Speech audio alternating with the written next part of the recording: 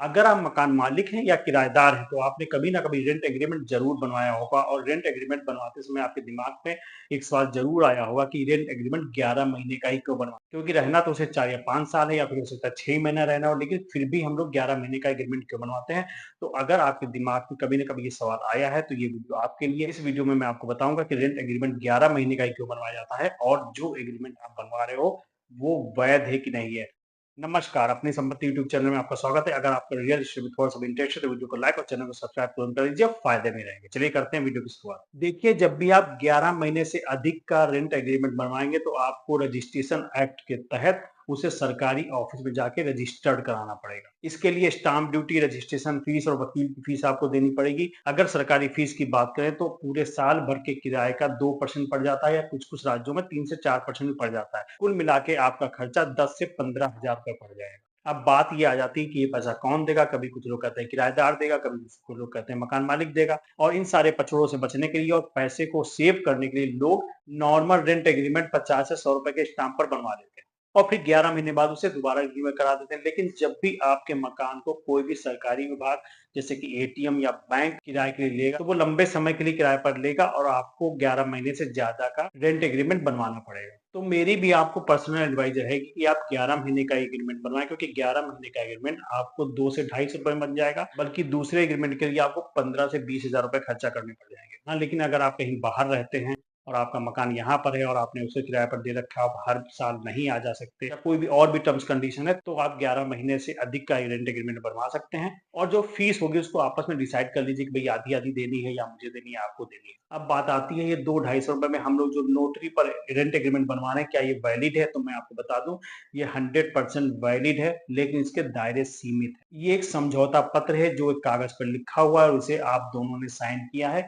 ये आपको बस याद दिलाने के लिए है कि हम दोनों लोगों के बीच में कौन-कौन सी बातें तय हुई थी। ऐसे समझ लीजिए कि अगर मुँह ज़बानी कुछ बातें हो जाती तो कल को आप कहेंगी मैंने कुछ और कहा था, मैं कहूँगा मैंने कुछ और कहा था। इस बात पर कोई विवाद ना हो, इसके लिए ये रेंट एग्रीमेंट बनवाया था। लेकिन मान लीजिए आप दोनों के बीच में कोई विवाद हो गया और मामला कोर्ट तक पहुँच गया, तो इस रेंट एग्रीमेंट की वैल्यू कम हो जाती है, क्योंकि कोर्ट हमेशा रजिस्टर्ड रेंट एग्रीमेंट को ही मानता है। तो अगर आप कोई लंबी डील कर रहे हैं या बहुत लंबे समय के लिए अपना मकान या अपनी प्रॉपर्टी को किराए पर दे रहे हैं, खासकर किसी कंपनी को दे रहे हैं, तो आप रजिस्टर्ड रेंट एग्रीमेंट ही बनवाएं, क्योंकि अगर कभी कोई बहुत बड़ी कंपनी से आपका कोई विवाद हो गया, तो उनके पास बड़े बड़े वकील होंगे और आपका केस ढीला हो जाएगा और आप केस हार भी सकते हैं। उस स्थिति में आपके पास रजिस्टर्ड रेंट एग्रीमेंट जरूर होना चाहिए।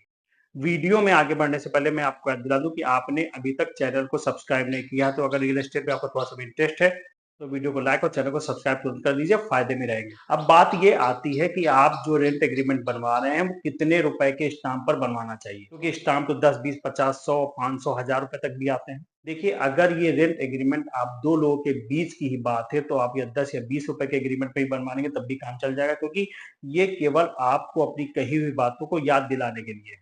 लेकिन अगर किराएदार को ये रेंट एग्रीमेंट किसी सरकारी काम के लिए यूज करना है, जैसे कि उसे गैस कनेक्शन लेना है या फिर कहीं पर भी उसे अपने आवास के प्रूफ के लिए दिखाना है, तब ये रेंट एग्रीमेंट कम से कम 100 रुपए के स्टाम्प पर जरूर होना चाहिए, वरना किसी भी सरकारी विभाग में इसकी वैल्यू नहीं होगी। तो लास्ट में सारांश समझ लेते हैं। अगर आपको रेंट एग्रीमेंट केवल दो लोगों के बीच में ही रहना है, तो इसे आप 10 या 20 रुपए के स्टाम्प पर भी बनवा सकते हैं। अगर आपके किराएदार को ये रेंट एग्रीमेंट किसी सरकारी काम के लिए यूज करना है, एड्रेस प्रूफ के लिए यूज करना है, तो कम से कम 100 रुपए के स्टाम्प पर इसे जरूर बनवाइए। और अगर आपका किराएदार कोई कंपनी या कोई सरकारी एजेंसी या बैंक है और वो लंबे समय के लिए आपकी प्रॉपर्टी को किराए पर ले रही है, तो उसके लिए आपको रजिस्टर्ड रेंट एग्रीमेंट ही बनवाना सही रहेगा। वहां पर खर्चे की चिंता बिल्कुल ना करें, क्योंकि आपकी प्रॉपर्टी तो करोड़ों की है। ये वीडियो आपको कैसा लगा कमेंट बॉक्स में बताएं, और रेंट एग्रीमेंट से संबंधित अगर आपके कोई और भी सवाल है तो कमेंट बॉक्स में बताएं, मैं उसके लिए एक अलग से वीडियो बना दूंगा। वीडियो को लाइक और चैनल को सब्सक्राइब करना मत भूलिएगा।